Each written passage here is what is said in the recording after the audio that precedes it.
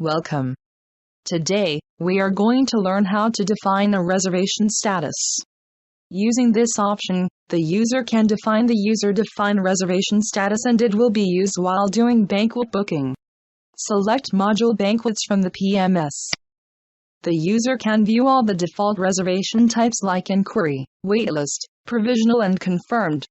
Select the sub-module Setup under Banquets. User can also set color legends for the defined reservation status.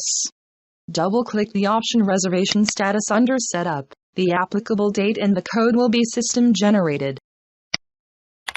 In the Name field, enter the complete name of the reservation status. In the Type field, select the reservation type from the drop-down list. Click the Color button to select the color legend for the entered status.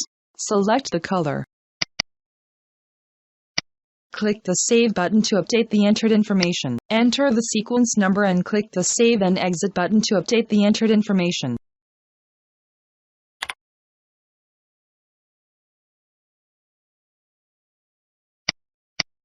A new reservation status thus defined.